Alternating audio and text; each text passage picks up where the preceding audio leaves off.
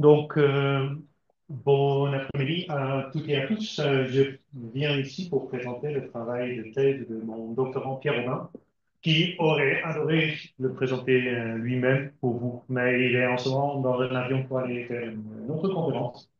Donc, je prends sa place et je vais vous parler de son travail sur la simulation des, voyez, des courses à l'aide d'un jeu dynamique.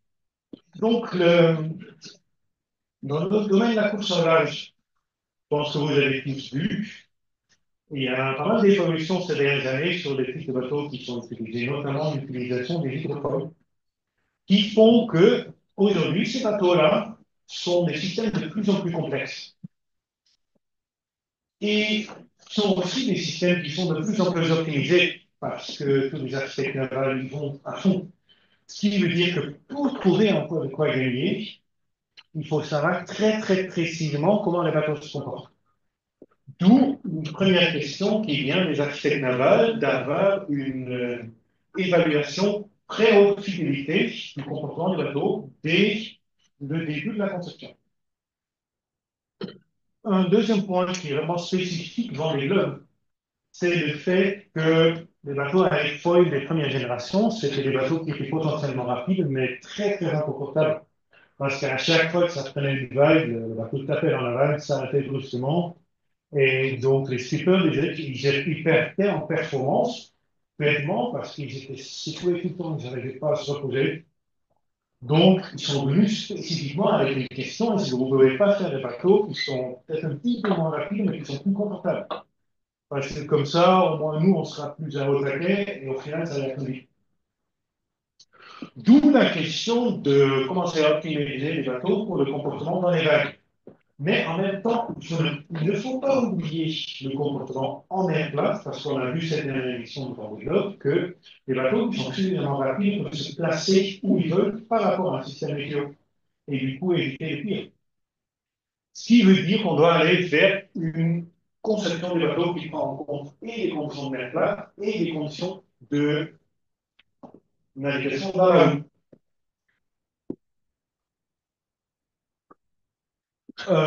Voici un transparent que Pierre a mis, que je trouve un peu trop négatif. Mais il est ici pour dire que l'outil classique des architectes navals, c'est un outil du genre que Émilie a présenté, c'est un approche système. Ce qui veut dire que dans un VPP, un Velocity Protection Program, on va euh, modéliser l'ensemble des composants du bateau comme des éléments séparés. Un modèle pour chacun, et puis il y a un système qui va coupler l'ensemble de ces modèles-là pour en trouver une position d'équilibre pour le bateau. Et à partir de ces positions d'équilibre, reconstruire donc un affichage de la possibilité de vitesse du bateau en fonction de la direction et la suivante. Parce Pierre fait autre chose, il a mis toute une liste de choses négatives par rapport à cette méthode-là. Il n'a pas entièrement tort, parce que un premier point, c'est que quand on fait son modèle hydro à partir des simulations CFD, on ne va pas échapper à faire de l'ordre de 80 à 100 simulations CFD pour un seul carré, pour faire juste le modèle hydro. Ce qui est compliqué quand on veut rapidement étudier l'effet de prendre différents carrés. Euh, des approximations que les lignes importantes pour les appendices sont rapides, mais sont moins fiables qu'une simulation CFD. Et un dernier point à ne pas oublier, c'est que quand on fait des modèles séparés, on néglige les interactions entre les différents systèmes. Et finalement, ces modèles ne sont pas normalement parfaits pour simuler le bateau dans les vagues. Donc, la solution proposée par Pierre et ses collègues à Kinocook est de changer complètement, radicalement de pareil. Première chose qu'ils disent, c'est qu'on ne va plus essayer de se calculer des polaires pour un bateau. Pour évaluer la performance d'un bateau, ils vont juste se contenter de 5 à 10 points de fonctionnement. bien choisis qui représentent un peu l'enveloppe qu'ils vont rencontrer pendant une enveloppe. Et dans ces 5 à 10 points bien choisis, ils vont faire une simulation, mais maintenant, simulation CFD du bateau avec tous ces appendices, tout ensemble, et une simulation dynamique, ce qui veut dire que le bateau va trouver lui-même dans le solveur fluide sa position d'équilibre, où il y a juste un seul modèle externe dont les forces sont imposées, c'est le modèle pour les forces de voile. Parce que il m'a dit, on ne met pas les voiles dans la simulation parce que très souvent on obtient ces modèles des constructeurs de voiles. Donc c'est Norcel qui leur file un modèle. Mais mis à part ça, toute la simulation est faite dans le logiciel CFD. Ce qui permet d'avoir une fiabilité beaucoup plus élevée. Et en gros, il y a limite, s'il faut un gouvernail qui est contrôlé pour garder le cap, ça c'est possible. S'il faut un modèle aéro très poussé, c'est possible. S'il est possible, c'est nécessaire de prendre en compte les règles, c'est possible, etc. Donc, l'objectif de cette présentation, euh, de cette démarche, je voulais isoler deux éléments. Je voulais tout d'abord parler de simulation de fidélité et en prendre un élément, et spécifiquement la question de l'interaction fluide-structure pour les hydrofoils. Donc, comment est-ce qu'on peut faire quand on a un foil et on sait que pour les bateaux comme ça, un hydrofoil peut facilement, ça peut se déplacer la mer. Il faut prendre ça en compte. Comment on fait? Et deuxième question, c'est quelques éléments sur comment faire pour simuler un bateau dans le mer. Euh, donc, haute fidélité. Je ne vais pas vous dire haute fidélité égale ICCRD, mais le Somerful ICCRD développé au laboratoire Léa par l'équipe métrique dans laquelle moi je travaille est disponible commercialement en partenariat avec la société américaine Cadence comme Primarine. ICCRD, c'est un solveur fluide qui a beaucoup de choses, il y a de la modélisation de turbulence, de gestion de mouvement. Mais je veux vous parler aujourd'hui spécifiquement de deux choses. C'est d'abord l'approche overset. Et overset, ce n'est pas quelque chose que je peux expliquer avec un microphone dans la main. L'idée, c'est de mettre une géométrie dans un petit maillage qui va pouvoir se déplacer à travers le grand maillage que vous voyez en rouge dans les images. Et le couplage entre les deux fait de façon dynamique, ce qui veut dire que la carène du bateau peut prendre n'importe quelle position. Raffinement automatique, je peux faire avec les mains. C'est ce deuxième point, le fait qu'on est capable de changer pendant le calcul le maillage. Donc, il est possible de mettre un maillage plus fin à la position de la surface libre, par exemple. Et cette technologie a aujourd'hui évolué tellement qu'on est capable de faire complètement créer les maillages fins utilisés pour les simulations à partir de la version automatique. Donc, on commence une simulation avec un maillage qui est très précoce, qui capte juste la géométrie.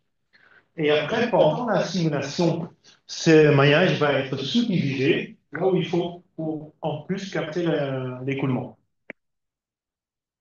C'est une technique qui est très puissante. Par contre, on s'est aperçu que pour simuler des hydrofoils, juste ça, ça ne suffit pas. C'est pourquoi? Ben, c'est parce que un maillage est le plus efficace quand les directions des cellules sont alignées avec la direction de l'objet qu'on essaie de mailler. Donc, pour un bateau, tout va bien, parce que le bateau est très long, très étiré, donc on met les cellules dans la même direction et tout va bien. Pour un hydrofoil, ce n'est pas la même chose. Là, vous voyez la forme typique d'un hydrofoil. Un peu partout, ce foil est complètement diagonal par rapport à la direction du maillage. Ce qui veut dire que pour le capter, il faut des cellules qui sont petites et qui sont mal fichues parce que tout tourné, tout vrillé. Pas beau. Donc, est-ce qu'on ne peut pas faire mieux que ça?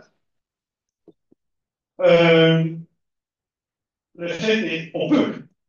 Et pour ça, on va se servir de l'offset, avec une approche que l'équipe a baptisée maillage chaussette, et je pense que vous allez voir pourquoi. Parce que on va mettre le foil dans un tout petit domaine offset, qui va envelopper juste comme ça. Et dans le domaine-là, dans ce domaine, on peut mettre un maillage qui est complètement aligné avec le foil. Du coup, c'est une base idéale pour faire la automatique. Ok, donc le deuxième avantage, c'est qu'un petit maillage comme ça, il est facile à déformer. Ce qui veut dire qu'avec ça, on peut très facilement prendre un foil et le faire déformer beaucoup. Et le maillage va juste suivre. Donc, ça, c'est quelque chose que, effectivement, on a fait. On a couplé le solder fluide avec un modèle simplifié, linéarisé pour la déformation de la structure. Et ça permet de prendre en compte la déformation même relativement extrême de l'hydrofoil. Mais malheureusement, ça ne va pas résoudre tous les problèmes.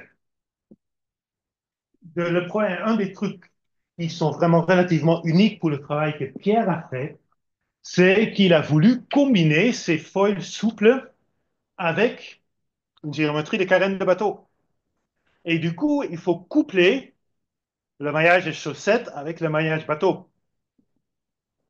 Et ça, c'est pas encore si simple que ça. Et notamment à cause des problèmes de couche limite. Dans cette image-là, vous voyez en rouge indiquer la direction des cellules qui forment le maillage couche limite pour l'hydrofoil. Or, en bleu, on voit la direction du maillage couche limite pour le bateau. Et les deux se croisent. Et si ce croisement n'est pas fait parfaitement, les simulations, ça ne marchera pas. Comment est-ce qu'on va résoudre ce problème?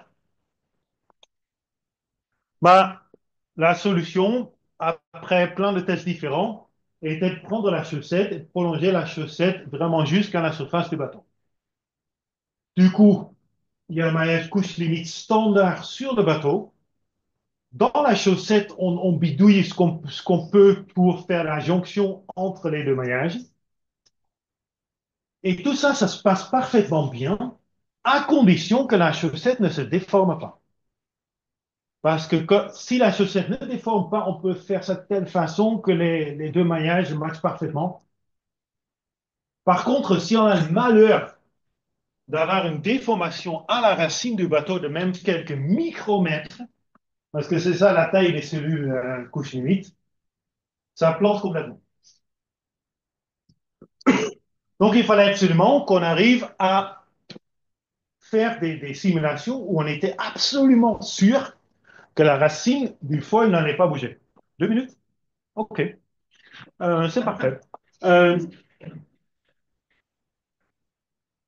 donc, pour ça, je vous donne juste le résultat final.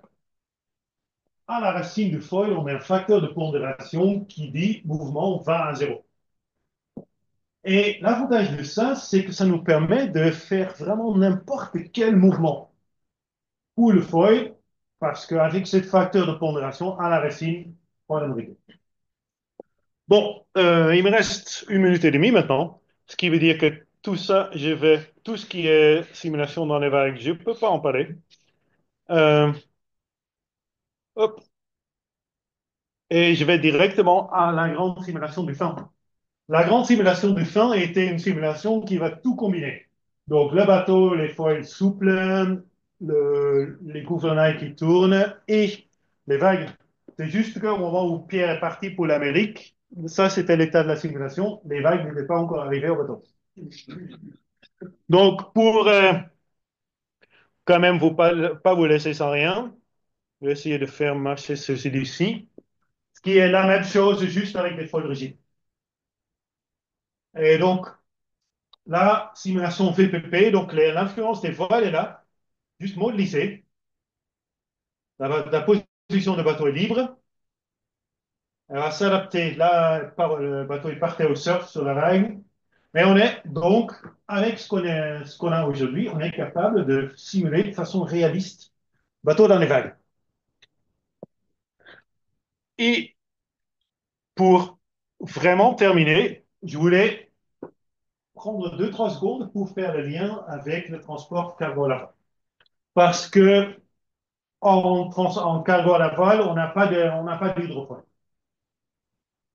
Mais je pense que les problèmes d'interaction de structure, il y en a partout. Les appendices, il y en a partout.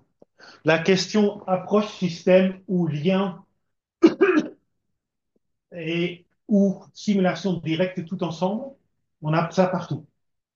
Et l'idée, est-ce qu'on va simuler une polaire entière ou juste quelques points de fonctionnement? Je pense que c'est une question qui peut vous intéresser tous.